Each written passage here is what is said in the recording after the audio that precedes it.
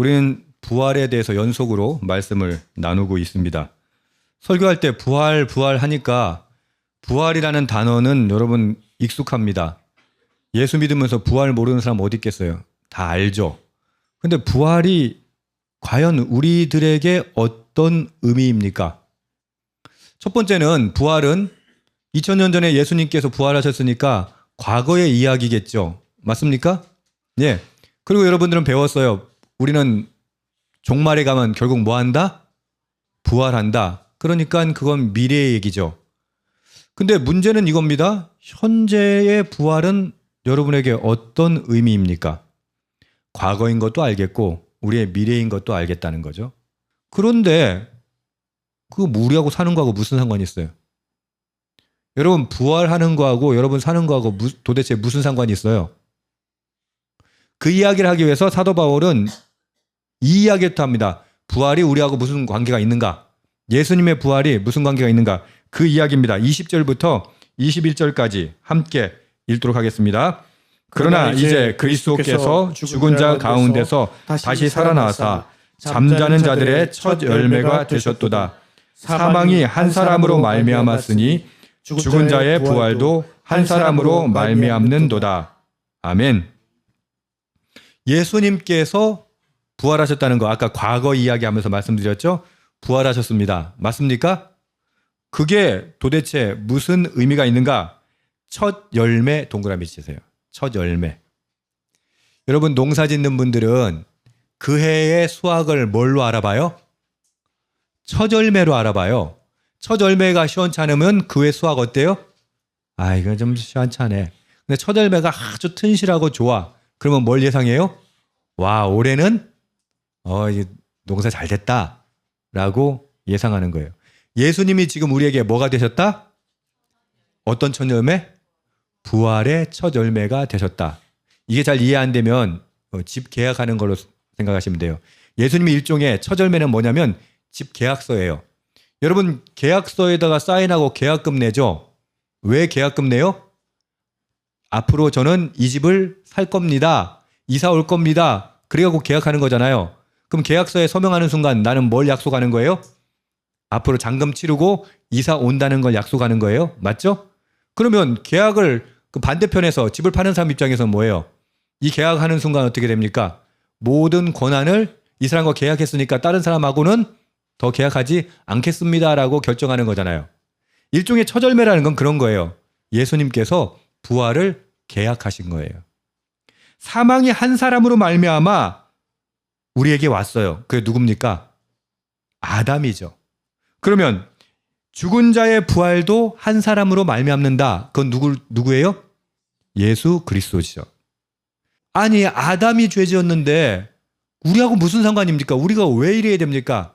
이게 일종의 이런 거예요. 그 나무가 자랄 때 줄기하고 가지가 있잖아요. 그러면 줄기가 병들면 가지 멀쩡해요? 그거하고 똑같은 거예요. 아담은 일종의 인류의 줄기 같은 거예요. 줄기에서 난 우리는 가지잖아요. 당연히 아담이 죄를 지녔기 때문에 우리 모든 인류가 죄로 물들었다. 지금 그 설명을 하는 겁니다. 그것 때문에 사망이 아담 때문에 우리에게 들어왔다. 근데 한 사람 때문에 부활도 우리에게 들어온 거예요. 할렐루야. 22절 아담 안에 모든 사람이 죽은 것 같이 그리스도 안에서 모든 사람이 삶을 얻으니라. 이게 무슨 뜻입니까? 죽음이라고 하는 통치 체제에 있었는데 예수님이 오셔가지고 우리의 국적을 바꾸신 거예요. 이민 생각해 보세요. 여러분들이 미국으로 이민을 갔다고 생각합시다. 국적을 취득해서. 그러면 여러분들이 한국의 법을 적용받아요? 미국의 적용을 받아요? 미국 법을 적용받죠. 예수님께서 우리에게 부활이라고 하는 새 생명을 주시는 법 안에 있고 우리를 아까 말했던 나무로 따진다면 이런 겁니다. 가지를 잘라가지고 생명의 줄기에다가 접붙인 거예요. 여러분 이 비유는 많이 들어보셨죠? 이런 거예요. 아담의 나무라고 하는 줄기, 결과적으로 죽게 되는 그 줄기에서 가지를 잘라서 생명 그리스도의 부활의 줄기에다가 접붙여 놓은 거예요. 그러니까 그 가지는 결국 누구의 영향을 받는다? 그리스도의 영향을 받는다는 것이죠. 할렐루야. 그러니까 여러분들은 예수님의 부활이 결국은 여러분들의 부활이 된다는 거예요. 왜? 접붙임 받았으니까. 근데 우리는 살아가면서 사실 부활 엄청나게 많이 듣죠. 부활만큼 많이 듣는 단어 있을까요? 그죠? 근데 그 부활이라고 하는 것이 과거의 이야기로 치부되거나 아니면 뭐 언젠가 죽고 나면 뭐 부활하겠지 라고 하는 미래의 이야기로 또 치부돼 버리는 거예요. 근데 사도 바울이 지금 이야기하는 건 뭐냐면 그 부활이라고 하는 건 너희하고 상관없는 게 아니야. 현재와 상관 있는 거야 라고 말하는 겁니다. 23절에 보면요. 그러나 각각 자기 차례대로 되리니 이렇게 됐어요. 부활의 차례가 있어요. 그 첫 번째 열매는 누구라고요? 그리스도예요. 다음에는 그리스도께 속한 자.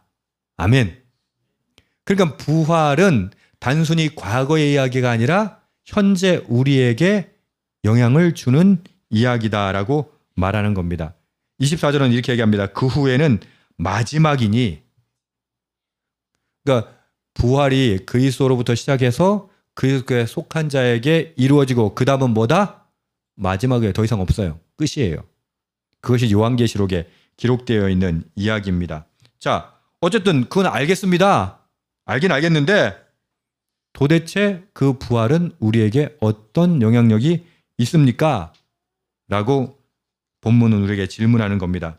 우리 32절 함께 읽어주십시오. 시작. 내가 사람의 방법으로 에베소에서 맹수와 더불어 싸웠다면 내게 무슨 유익이 있으리요? 죽은 자가 다시 살아나지 못한다면 내길 죽을 터이니 먹고 마시자 하리라. 만약 부활이 없다면 어떻게 될까요? 그러니까 지금 우리 부활을 현실적인 이야기로 끌어오기 위해서 사도 바울이 이야기하는 겁니다. 죽은 자가 다시 살아나지 못한다면 어떻게 할 거라고요?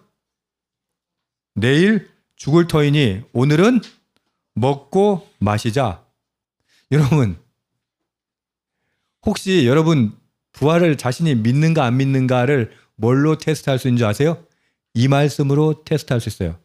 야, 다 필요 없고 잘 먹고 잘 살아야지. 솔직히 얘기해봐요. 그래요 안 그래요? 예? 뭐 부활이고 뭐고 잘 먹고 잘 살아야지. 지금 내가 건강하고 지금 내가 행복하고 지금 내가 멋들어지게 살아야지. 내가 지금 명품백 메고 좋은 차 타고 좋은 집에 살고 그래야지. 그거 뭐 신앙이고 뭐가 다 필요 없고. 혹시 그렇게 생각하고 있지 않습니까? 사도 바울이 지금 뭐라고 얘기합니까? 죽은 자가 다시 살아나지 못한다면 내일 죽을 터이니 먹고 마시자 하리라. 부활을 믿지 않는 사람의 특징이 뭐라고요? 현세에 집중한다는 거예요. 현재. 그러니까 부활이라고 하는 게 과거의 이야기로 치부하거나 예수를 믿는다고 하더라도 미래에 있을 일로만 생각하는 사람은 지금 어떻게 된다? 그냥 먹고 마시자. 그래서 우리는 매일 주일마다 와서 이렇게 설교를 듣고 말씀을 듣지만 결국 월요일 딱 돌아가면 어떻게 돼요? 제정신으로 돌아와가지고 먹고 마시자. 야, 다 필요 없고, 야, 공부 열심히 해. 좋은 대학 가가지고, 좋은 직장 가야지. 그래야 그게, 먹고 마시기에 좋지. 여러분, 어때요? 또 이런 데 설교할 때마다 저 애들은 또, 저거 봐, 공부 열심히 안 해도 돼. 지금 그 얘기 아니에요. 먹고 마시자가 우리 삶의 목적이 된다는 거예요. 우리들은 아이들 신앙 좋게 하기 위해서 진짜 하나님 말씀 잘 듣게 하기 위해서 기도해요. 좋은 대학 가게 해달라고 기도해요. 예? 여러분들 좋은 직장 얻기 위해서 기도해요. 믿음 생활 잘하게 해달라고 기도해요. 좋은 직장 얻기를 위해서 기도해요. 기도는 실컷 좋은 대학 가게 해달라고 하고 좋은 직장 가게 해달라고 해놓고 나중에 좋은 직장 가가지고 신앙생활 똑바로 안 하면 그 사람 쪼르륵 저한테 쫓아와서 뭐라고 기도해달라고 그래요? 목사님, 우리 애가 신앙이 좋게 좀 기도 좀 해주세요. 그럼 진짜 그렇게 기도하든가. 평생 뭐 기도했어? 좋은 대학 가게 해주세요. 좋은 직장 가게 해주세요. 그래서 하나님이 좋은 대학 가게 하고 좋은 직장 얻게 하고 나면 나중에 쪼르륵 쫓아가지고 뭘 기도해달라고 한다고? 신앙 좋게 해주세요. 제가 항상 그렇게 얘기해요. 이미 늦었습니다. 여러분, 우리는 이 땅에서 잘 먹고 잘 사는 거 온통 목숨 걸고 기도하다가 나중에 자기한테 불리하니까 어떻게 애가 신앙생활 똑바로 안 하고 이러다가 큰일 나겠거든. 이러다가 세상으로 빗나가가지고 저 구원도 못 받겠거든. 그럼 그제서야 정신 차리고 뭐 기도한다? 신앙 좋게 해주세요 라고 기도 부탁한다는 말이에요. 여러분, 우리는요, 우리 스스로가 가치관이 이 땅에서 잘 먹고 잘 사는 게 목적이 돼 있어요. 그게 기도의 모두가 돼버렸어요. 그래 놓고는 자식들한테 뭘 구한다고요? 신앙 좋게 해달라고요? 이제 와서? 사도 바울이 하는 말은 이런 거예요. 너희들의 삶의 목적이 이 땅에서 잘 먹고 잘 살자, 그게 목적이라면 그것은 부활이 있는 자 없는 자다? 부활이 없는 자예요. 그럼 부활 있는 자는 어떻게 산다는 거예요? 여러분, 만약에 진짜 부활이 있다면 여러분 어떤 삶을 살게 될까요? 지금 진짜 부활이 있으면, 부활이 있다는 말은 뭐예요? 심판이 있다는 얘기잖아요. 내가 우리 모두가 육체적인 몸을 덧입고 입어가지고 최후의 심판에 임합니다. 자, 이해되시죠? 그러니까 부활이 단순히 몸이 사는 게 아니라 마지막 날 최후의 심판은 어떻게 된다고요? 우리의 모든 육체를 다 새로 입어요. 육체를 다 입은 상태에서 하나님 앞에서 심판을 받을 거예요. 근데 심판의 근거는 뭐다? 너희가 행한 대로 심판을 받을 거예요. 그러면 사기치면 돼요, 안 돼요? 남 등쳐먹으면 돼요, 안 돼요? 나쁜 짓 하면 돼요, 안 돼요? 안 되죠? 제가 캄보디아 있잖아요. 거기 뭐 보이스피싱 이런 거 범죄 해가지고 지난 연말 계속 지금 문제가 돼가지고 언론 보도됐잖아요. 제가 우리 교인 중에 함께 얘기하다가 그랬어요. 아니 그거 속아서 가나? 아니 아무리 그래도 돈 많이 준다고 거기 그렇게 속아서 가는 사람들 도대체 아니 생각이 있는 거예요 없는 거예요? 그랬더니 그분이 저한테 그러시더라고요. 목사님 그거 알고 가는 거예요 이러더라고. 그 나쁜 짓인 거 알고 가는 거예요. 그 제가 정말요? 그랬더니 아니 목사님 그 사람들이 모자라서 그런 게 아니라 그 범죄인 줄 알고 가는 거예요. 그 얘기 듣고 가만히 생각하니까 맞더라고. 그 모르고 가겠어요? 예, 생각해 보세요. 여기서 최저시급밖에 못 받는 사람이 거기 가면 뭐 10배씩 준다는데 그거 모르고 가겠어요? 알고 간다는 거예요. 근데 여러분 그 사람들이 알고도 그 짓을 할 수 있는 게 뭐예요? 부활이 있다 없다? 없다고 생각하니까, 부활 같은 거 없다고 생각하니까 사도 바울이 말하는 것처럼 아니 내일 죽을 텐데 부활 같은 거 없을 텐데 죽은 자가 다시 살아나는 거 없을 텐데 심판 없을 텐데 그러니까 지금 뭐 하면 돼? 지금 잘 먹고 잘 살면 돼. 그러니까 남 등쳐먹어도 된다 안 된다? 되지. 남 좀 힘들게 하고 아프게 하고 고통스럽게 하는 거 괜찮다 이거야. 오죽 했으면 거기 가면 또 그 인간들 중에 또 나쁜 인간들은 어떻게 해요? 그 사람들 말 안 듣는다고 나중에 죽여서 장기미매까지 한대잖아요. 상상이 안 됐어요. 과연 그게 가능할까? 그런데 여러분 부활이 없다고 믿는 사람들, 심판이 없다고 믿는 사람들은 어떻게 한다? 아 뭐 내가 지금 돈 많이 벌면 그만이지 뭐. 내가 떵떵거리고 살면 그만이지. 사람이 왜 악해져요? 심판이 없다고 생각하니까. 부활이 없다고 생각하니까. 부활과 윤리는요 필연적으로 연결돼요. 제가 제일 가슴 아픈 게 뭔지 알아요? 저는 어렸을 때 그런 설교 많이 듣고 자랐어요. 예수 믿는 건 윤리하고 상관없다고. 어디 강단에서 윤리적인 얘기 하냐고. 윤리 도덕 그런 게 아니라고. 예수 믿는 건. 그럼 도대체 저게 무슨 얘기인가? 그러다 보니까 어떻게 해요? 강성 기독교인들은 윤리고 도덕이고 없이 복음이라는 가짜 복음이라는 말, 하나님의 뜻이라는 말 때문에 어떻게 해요? 폭력을 행하고 나쁜 짓을 일삼아요. 그러니까 윤리하고는 상관없다라고 얘기하는 거예요. 부활이 없으면 여러분 당연히 미래의 심판도 없죠. 미래의 심판이 없으면 우리의 행동에 대한 제약도 없을 겁니다. 아니 심판이 없는데 도덕적으로 살 필요가 있겠습니까? 그냥 이 순간만을 즐기며 살아가는 것이죠. 그런데 문제는 뭐예요? 부활이 있다는 거예요. 부활이 있다면 이 모든 것이 달라지는 겁니다. 우리는 다시 살아날 거예요. 그리고 하나님 앞에 설 거예요. 우리가 이 땅에 생한 모든 것에 대한 행동에 대해서 책임을 물으실 거예요. 자, 그렇다면 어떻게 살아야 돼요? 바울이 아까 얘기한 거 34절. 깨어 의를 행하고 죄를 짓지 말라. 함께 다시 읽읍시다. 시작. 깨어 의를 행하고 죄를 짓지 말라. 아멘. 깨어서 의를 행하십시오. 죄를 짓지 마십시오. 부활을 믿는다는 사람에게 거룩하게 사는 것은 선택사항이 아닙니다. 그것은 필수입니다. 생각해 보십시오. 아까도 예를 들은 것처럼 혹시 내가 큰 돈을 벌 기회가 있습니다. 좀 나쁜 짓 좀 하면 큰 돈을 벌 것 같아요. 아무도 모를 것 같아요. 근데 어차피 죽을 건데 뭐 한번 크게 한탕 하고 잘 살면 되지. 그런 결론이 나올 수밖에 없다는 것이죠. 하지만 부활을 믿는다면 어떻게 된다고요? 난 하나님 앞에 서게 될 거야. 나는 부활하게 될 거야. 난 내 선택에 대해서 책임지게 될 거야. 그걸 정말 믿는다면 어떤 결론에 이른다고요? 거룩하게 살아야지. 정직하게 살아야지. 이게 부활이 현재 작동하는 방식이에요. 이게.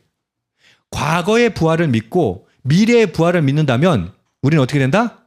현재의 부활도 믿고 살아가게 된다는 거예요. 그 대표적인 예가 예수님의 제자들 아닙니까? 여러분 베드로에 대해서 기억하시죠? 베드로 어떤 사람이었어요? 예수님을 부인했던 사람이에요. 베드로는요, 예수님 위해서 사람도 죽일 수 있다고 생각했던 사람이에요. 근데 그가 예수님의 부활을 보고 어떻게 변합니까? 자신의 사랑을 베풀고 자비를 베풀며 악을 갚는 대신 복을 베풀고 빌어주는 사람으로 변화되었어요. 할렐루야. 그럼 요한은 어때요? 요한은 어떤 사람이었냐면 무시당하는 거 참지 못하고 쉽게 분노하던 제자예요. 그래서 우레의 아들이라고 했죠. 근데 여러분들이 기억하는 요한은 뭐예요? 형제를 사랑하지 않는 자는 하나님을 모르는 자입니다. 라고 고백하며 그 사랑을 실천하는 삶을 살았습니다. 이렇게 제자들 모두가 예수님의 부활을 경험한 다음에 삶이 변화됐어요. 어떤 삶? 현재의 삶이 변화됐다는 것이죠. 자, 그럼 우리에 대해서 한번 생각해 봅시다. 여러분, 삶이 변화되었습니까? 어떻습니까? 나는 부활을 믿는다고 입으로 말하지만 정말 부활을 실천하며 살고 있는가? 이거에 대한 대표적인 인물이 누굽니까? 뭐 베드로도 있고 요한도 있지만 오늘 이 서신을 썼던 사도 바울입니다. 31절 함께 읽읍시다. 시작.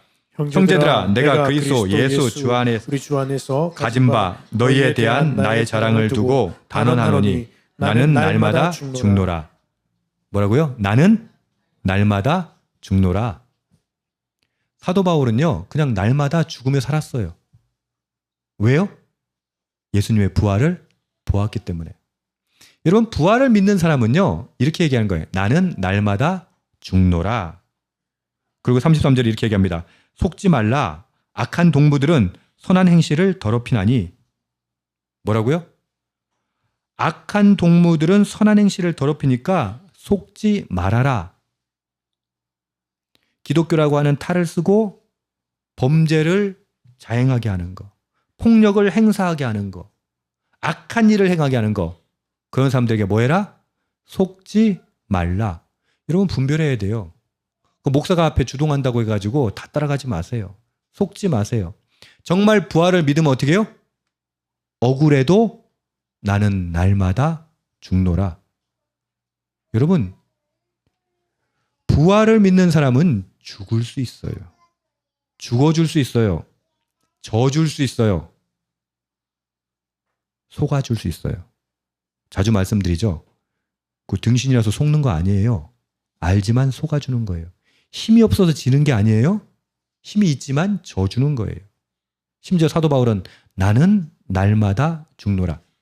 만약 우리 그리스도인들이 모두 부활을 믿고 그렇게 나는 날마다 죽노라 하는 정신으로 살아간다면 세상이 우리를 뭐라고 보겠어요? 감탄할 수밖에 없죠. 예수님을 보는 것처럼 우리를 바라볼 수밖에 없죠. 근데 지금 우리는 어떻게 살아갑니까? 절대 안 져. 저를 포함해서. 절대 안 져. 그 다음에 절대 용서하지 않아. 절대 안 죽어져. 절대 속아주지 않아. 왜요? 부활을 안 믿으니까. 여러분, 부활 믿으면 어떻게 한다고요? 속아줘요. 져줘요. 용서해요. 심지어 나는 날마다 죽노라. 그래, 내가 대신 죽어줄게. 그래, 내가 대신 죽을게. 그게 진짜 믿음의 사람이라고 하는 것이죠. 제가 오늘 말씀 준비하면서 천정은이라는 자매에 대한 이야기를 읽었어요. 2012년에 유방암 말기 진단을 받고 뭐 엄청나게 고통스러운 투병 생활을 했어요. 그러니까 뭐 항암 치료 뭐 70번, 80번 받는 게 흔한 일이에요? 흔하진 않죠. 이 사람이 2012년부터 항암 치료를 하는데 책을 2020년도인가 이렇게 나온 것 같아요. 제가 정확한 기억이 안 나는데 2020년에 출판됐어요. 책 이름이 나는 주님의 것이다라는 책을 썼는데 아니 그 얼마나 고통스러워요. 근데 그 부활을 믿게 되니까 그게 그냥 자연스럽게 아픔이 없어지더래요. 사라지더래요. 여러분 이해 안 되죠? 저는 항암 치료 받는 분들을 봐서 아는데 너무 고통스러워요. 저도 가끔 그분들 보면서 무슨 생각하냐면 난 적어도 저 항암 치료는 안 받고 그냥 확 죽어야겠다 이렇게 생각했거든요. 근데 이분이 뭐라고 하냐면 무수한 치료와 혈관 주사의 고달픔을 잊을 뿐만 아니라 오히려 기뻐할 수 있었다라고 고백합니다. 그녀가 사실은 2012년부터 계속해서 이 책을 쓸 때까지 그녀가 했던 일이 뭔지 아세요? 만신창이 된 몸으로 암 환우들을 찾아다니면서 부활을 전했어요. 할렐루야. 그래서 저는 이 글을 읽고 너무 감동이 돼가지고 이분이 어떻게 됐나 싶어서 검색을 해봤어요. 근데 이분이 2025년 올해 6월에 하나님 나라로 갔어요. 근데 그 인터넷 기사나 이런 것들을 찾아보니까 이분이 죽기 전까지 마지막까지는 항암 치료를 137회를 받았대요. 항암 치료를 137회 받는 동안에도 단 한순간도 웃음을 잃지 않고 암 환우들에게 복음을 전했다는 거예요. 부활한다고 그 복음을 전했다는 거예요. 저는 이 글을 읽으면서 이런 생각이 들었어요. 아, 부활이 나는 날마다 죽노라 라고 하는 게 이해가 되더라고요. 여러분 정말 부활을 믿으십니까? 정말 부활을 믿는다면요. 우리는요. 나는 날마다 죽노라. 심지어 그 고통스러운 항암 치료까지도 기쁨으로 받아들일 수 있는 상황이 되는 거예요. 그랬던 사람들이 누구라고요? 예수님의 제자들이었어요. 그리고 바울이었어요. 그리고 2000년간 수많은 믿음의 사람들이었어요. 다시 한번 질문합니다. 여러분, 부활이 과거의 사건이었습니까? 그리고 미래 언젠가 우리에게 올 사건입니까? 아닙니다. 부활은 현재를 살아가는 우리들의 사건입니다. 할렐루야. 부활을 믿으면요. 거룩하게 살 수밖에 없어요. 부활을 믿으면 고통을 이길 수 있어요. 그러나 아까 천정은 자매의 예를 든 것처럼 부활이 있다고 해서 아픔이 없다는 거 아닙니다. 문제가 없다는 거 아니에요. 고통이 없다는 거 아니에요. 근데 그 고통을 승화할 수 있다는 거예요. 그 아픔을 이겨낼 수 있다는 거예요. 그게 뭐다? 현재 부활을 살아가는 사람이라고 하는 것이죠. 예수님의 부활은 새 시대의 시작이었습니다. 그리스도의 부활은 곧 우리의 부활이 된 겁니다. 일종의 계약금이 된 거예요. 하나님께서 계약하신 거예요. 반드시 우리에게 이루어집니다. 결국 우리는 부활할 거예요. 그럼 우리의 삶은 어떻게 된다는 거예요? 그 부활로 날마다 죽어줄 수 있는 거예요. 져줄 수 있는 거예요. 속아줄 수 있는 거예요. 여러분, 부활이 과거의 일도 아니고 미래에 일어날 일도 아니에요. 부활은 뭐예요? 현재 우리에게 일어나는 일입니다. 죽음을 두려워하지 않는 삶, 세상의 쾌락에 미혹되지 않는 삶, 그것은 날마다 부활의 능력으로 사는 사람의 특징이 되는 것이죠. 마지막으로 다시 질문합니다. 나는 정말로 부활을 믿습니까? 정말 믿는다면 나의 삶은 달라져야 되지 않겠습니까? 이제 한 해를 보내고 새해를 맞게 됩니다. 여러분, 부활의 소망이 있는 새해를 맞기를 축복합니다. 지난 한 해 동안 우리는 부활에 대해서 집중하지 못했어요. 생각하지 못했어요. 그러나 새해에는 하나님 부활에 대해서 내가 깊이 묵상하고 그 부활에 합당한 현재의 삶을 살게 하여 주시옵소서. 그렇게 기도하고 부활을 살아내는 저와 여러분 되기를 주님의 이름으로 축복합니다. 아멘. 기도합시다.